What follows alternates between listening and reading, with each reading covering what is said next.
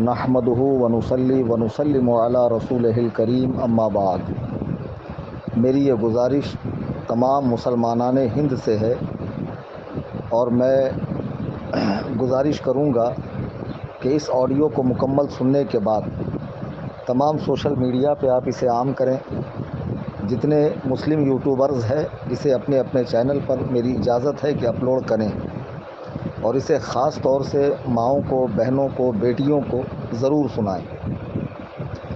ہمارے وطن عزیز ہندوستان میں جو اس وقت حالات بنے ہوئے ہیں وہ بد سے بدتر ہیں اور شاید اس سے بھی بھیانک انجام ہمیں دیکھنا پڑے اگر ہم عزم مصمم نہ کریں کہ ہم اپنے دین پر سختی سے قائم رہیں گے، اسلام سے چمٹے رہیں گے اور حالات کیسے بھی برے ہوں اپنے دین کو ہاتھ سے جانے نہیں دیں گے۔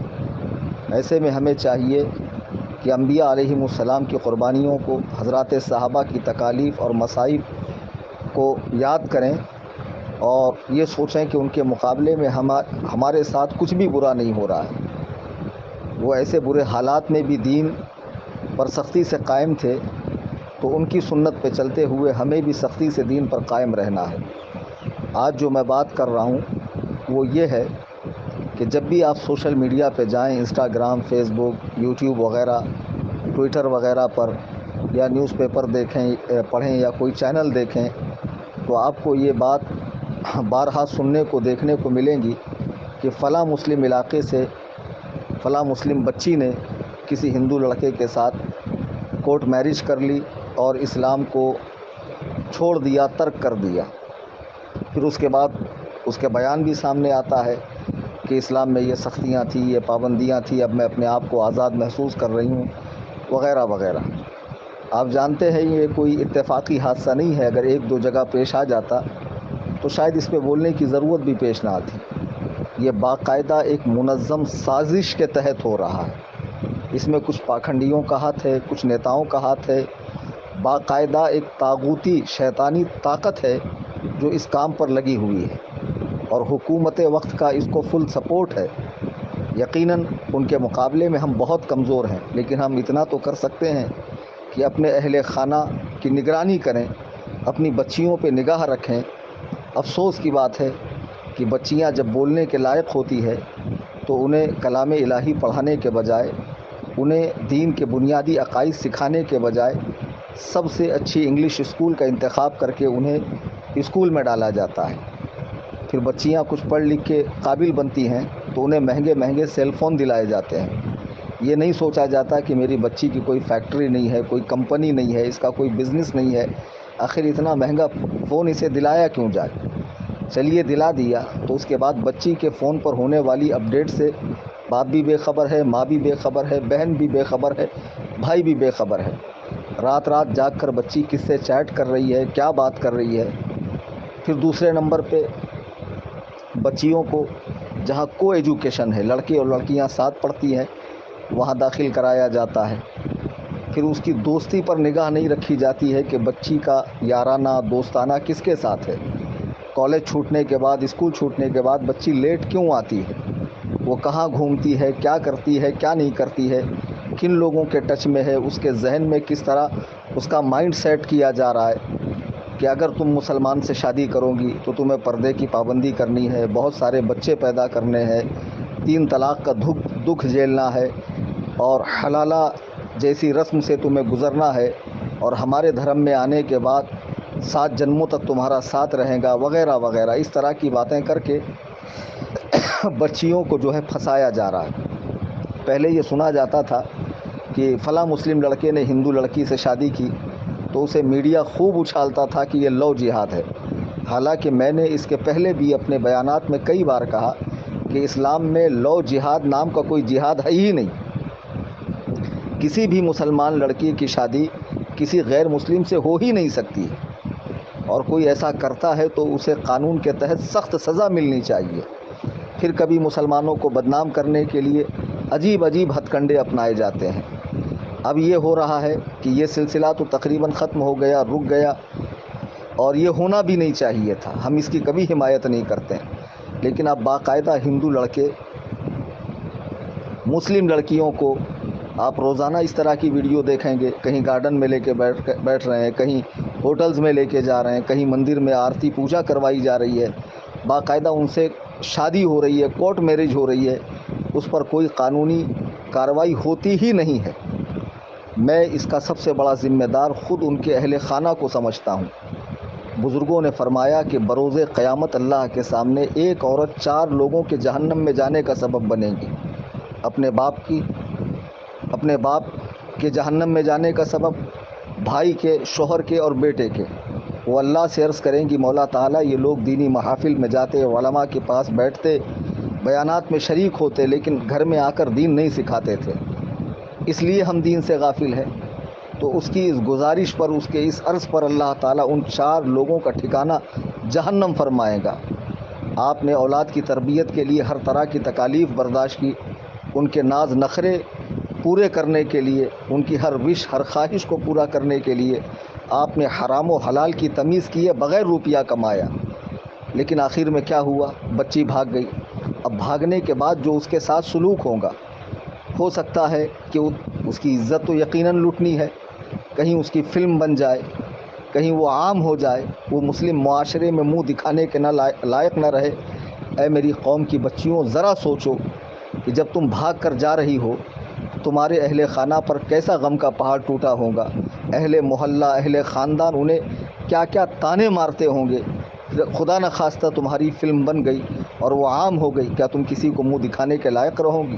ایک تو تمہاری عزت چلی گئی، دوسرا تمہارے ہاتھ سے ایمان چلا گیا، اور ہمیشہ تمہارا ٹھکانہ جہنم ہو گیا۔ تمہیں کس نے کہا کہ اسلام میں عورتوں کا کوئی مقام نہیں ہے؟ اللہ کے نبی علیہ السلام فرماتے ہیں کہ جنت ماں کے قدموں کے نیچے ہے۔ اللہ کے حبیب فرماتے ہیں کہ بہن کے ساتھ حسن سلوک، اچھا برتاؤ، اس کے دوزخ میں جانے سے اسے روک دے گا۔ بیٹی کی اچھی پرورش جہنم سے آڑ بن جائے گی۔ ماں بھی تم ہی ہو، بیٹی بھی تم ہی ہو، بہن بھی تم ہی ہو۔ اور بیوی کے ساتھ حسن اخلاق سے پیش آنے کے تعلق سے اللہ کے نبی علیہ السلام فرماتے ہیں عورتوں کے چہروں پر نہ مارا جائے، چونکہ اللہ نے اسے خوبصورت بنایا ہے۔ اور آپ نے اپنی بیویوں سے محبت کرنے والوں کے تعلق سے کہ جب دونوں ایک برتن میں کھانا کھاتے ہیں تو ملائکہ ان پر رشک کرتے ہیں۔ بے شمار فضیلتیں آئی ہے۔ یہ ساری چیزیں آپ کی نگاہ کے سامنے نہیں ہے۔ آپ کو پردہ بیکار سا معلوم ہوتا ہے، آپ آزادی چاہتی ہیں، حالانکہ اللہ تعالیٰ نے یہ پردہ نبی علیہ السلام کی بیویوں تک کے لیے رکھا ہے۔ چنانچہ آپ سورہ احزاب کی آیت نمبر 59 دیکھیں گی تو قرآن میں اللہ فرماتا ہے یا ایھا النبی قل لازواجک وبناتک ونساء المؤمنین یدنین علیہن من جلابیبہن ذالک ادنی ان یعرفن فلا یؤذین وکان اللہ غفورا رحیما۔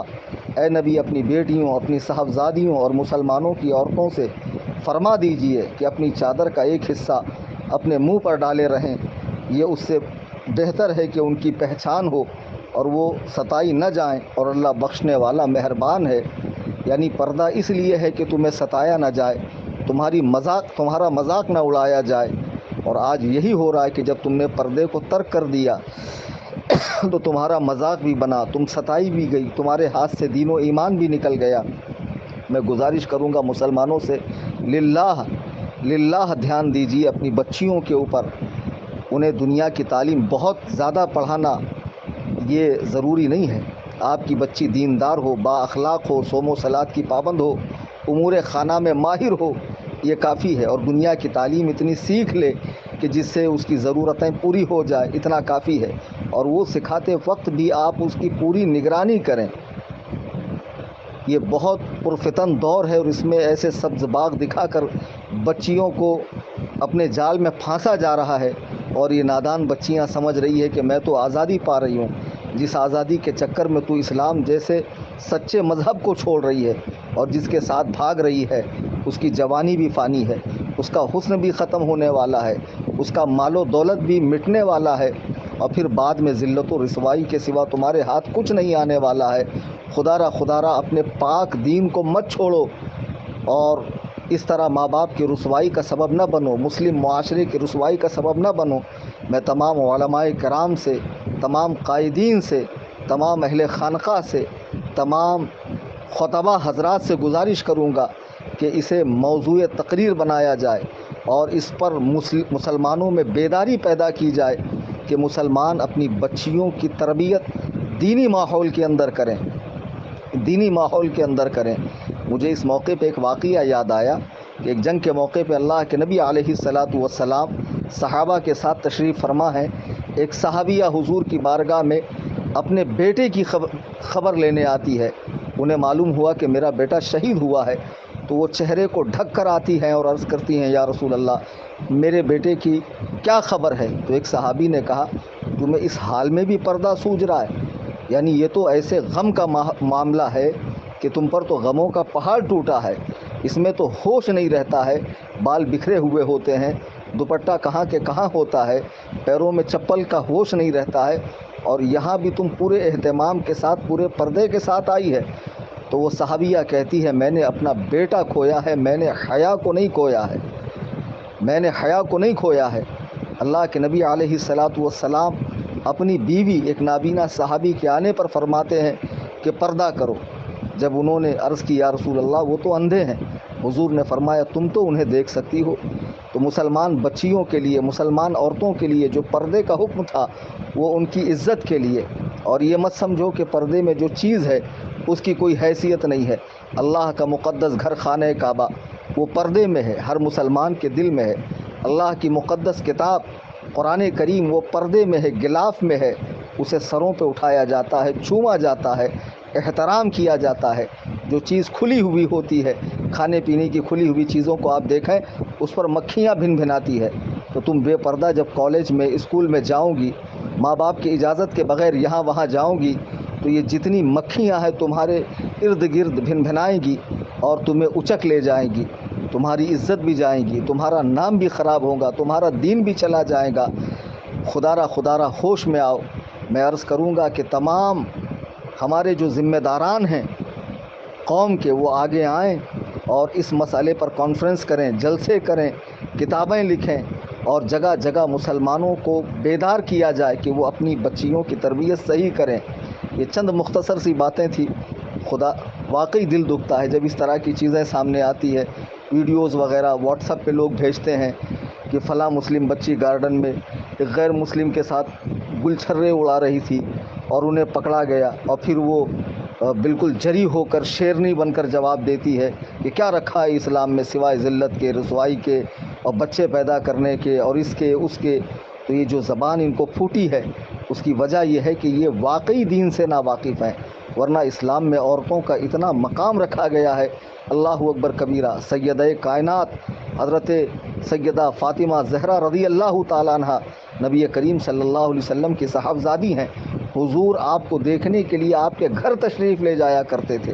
اسلام میں بیوی سے محبت ہے، ماں سے محبت ہے، بہن سے محبت ہے، بیٹی سے محبت ہے، ان کو پورے عزت و وقار کے ساتھ رکھنے کا حکم ہے۔ اور انشاءاللہ الرحمن اس مسئلے کی حساسیت کو دیکھتے ہوئے ہم جو ممبئی کی سرزمین پہ الجامعۃ الحنفیہ حدیقۃ النعمان ادارہ قائم کریں گے، اس میں خاص بچیوں کی دینی تعلیم کے لیے بھی ایک شعبہ ہوگا، جس میں انشاءاللہ بچیوں کو زیور تعلیم سے آراستہ کیا جائے گا۔ رمضان کریم کا مقدس مہینہ ہے، میں احباب سے گزارش کروں گا کہ تنظیم کا زیادہ سے زیادہ مالی تعاون کریں اپنی زکوٰۃ، صدقات، فطرے، فدیے وغیرہ سے، تاکہ جلد سے جلد ہمارا یہ جامعہ قائم ہو جہاں مسلمانوں کے بچوں کو، بچیوں کو دینی تعلیم سے آراستہ و پیراستہ کیا جائے۔ تفصیل کے لیے آپ میرے نمبر پر رابطہ کریں 9820 672 770۔ شاید کہ اتر جائے تیرے دل میں میری بات، انداز بیاں گرچہ بہت شوق نہیں، وما علینا الا البلاغ۔